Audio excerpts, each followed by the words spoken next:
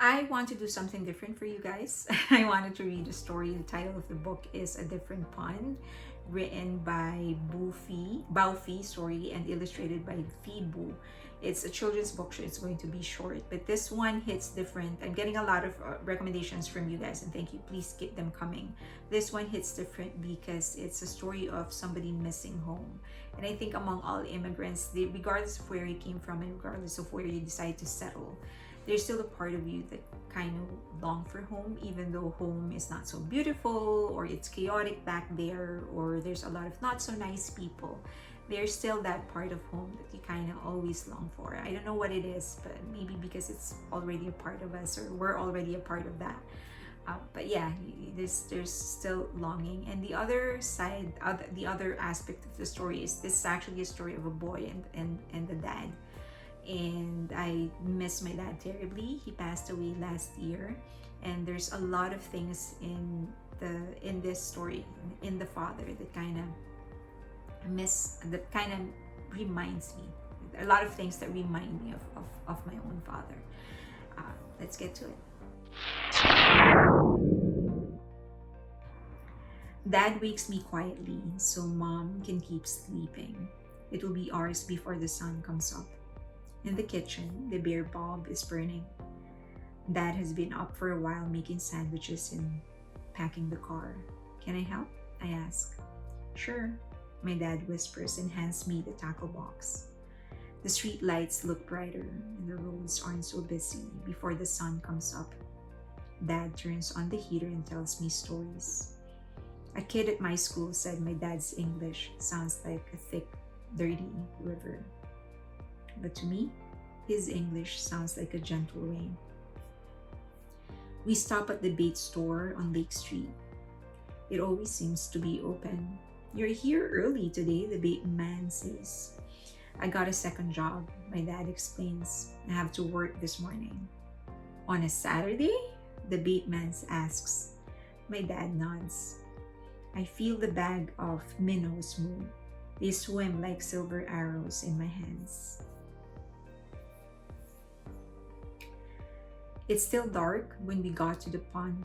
We park the car and climb over the divider between the road and the trees. My dad holds my hand and walks ahead through the tangle and scrub. Step where I step, he says. I'm thinking about what Dad told the bait man. If he got another job, why do we still have to fish for food, I ask. Everything in America costs a lot of money, he explains. I feel calluses on his hand when he squeezes mine. And sometimes a Hmong man is in the pond. He speaks English like my dad and likes to tell funny stories. Sometimes there's a black man there too. He shows me his colorful lure collections. This time, it is just me and my dad. It is a little bit cold. I rub my hands together, yawn, and look up to see faint stars like freckles. As Dad sets up in a clearing, I gather small, thin twigs for a fire. They need to be dry and clean. I count 1, 2, 3, 4, 5, 6, 7, 8, 9, 10, and then 10 more for later. I put some rocks in a circle and set up the twigs like a volcano. That reminds me. I set one end of each twig down and the other up, leaning them so they rest against each other and hold each other up. I get it to light with just one match. Dad nods. You want to put a minnow on the hook? Dad asks. I want to help, but I shake my head no. I don't want to hurt the little fish, even if I know it is about to be eaten by a bigger one. My dad smiles. He isn't upset with me. Dad hands me a sandwich, cold bologna, between 2 pieces of bread. Careful of the spicy stuff, he says. There's half a peppercorn, like a moon split in two, studded into the meat. I used to fish by a pond like this one when I was a boy in Vietnam, Dad says, biting his sandwich. With your brother? I ask. He nods and then looks away. Dad tells me about the war, but only sometimes. He and his brother fought side by side. One day, his brother didn't come home. The bobber dips in the dark and Dad pulls.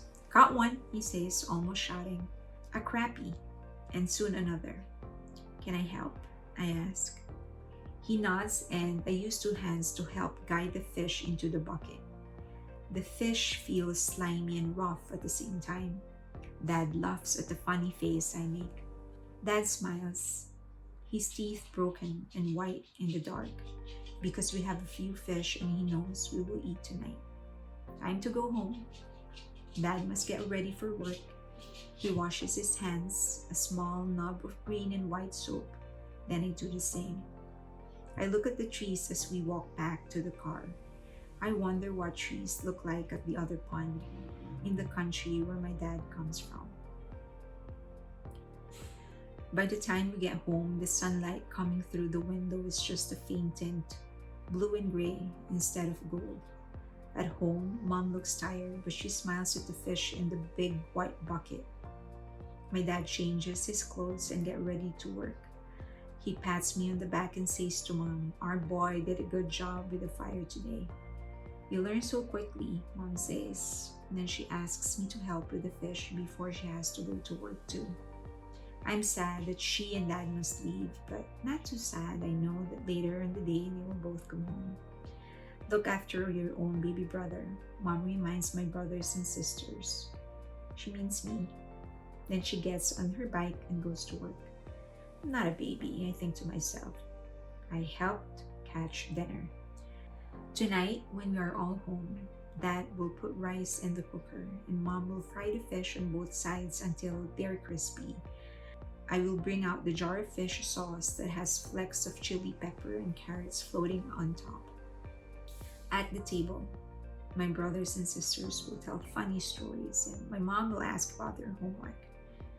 Dad will nod and smile and eat with his eyes half closed. "Good fish," he will say to me. And I will smile and nod. And later, when we sleep, we will dream of fish in faraway ponds. Nice story. I just got reminded that part when he said when his father was holding his hand and he felt the calluses of his dad's hand. My dad's hand was also full of calluses.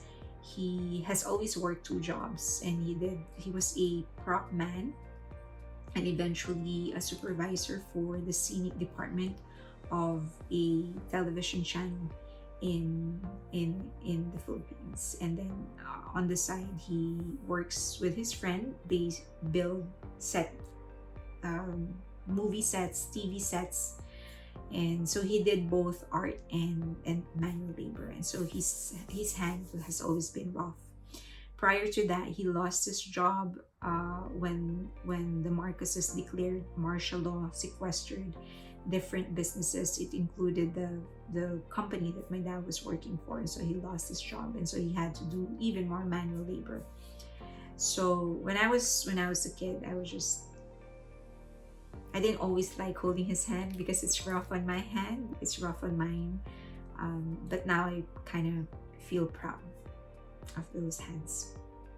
And then there's also that English part, because my dad didn't actually he learned English in the Philippines. We learn English in grade school, but a huge part of him learning English just came from him reading. He was he was a reader. He likes reading books, and so he has the traditional Filipino accent, but to my ears it's the most beautiful accent ever. And it also reminds me that part when he said my dad smiles because there's fish in the bucket and he knew that we were going to eat tonight. Because for a time when my father lost his job because his company closed, it was sequestered by the Marcoses, we had to live off his job as a driver, and so we were hand to mouth. So he would earn the money for the day, so that he knew we and when he earns the money, then he knew we were going to eat for the day. So there's a lot there that reminds me of my own father and reminds me of home, and I hope there's parts of the story that reminds you of your own home too. Thank you.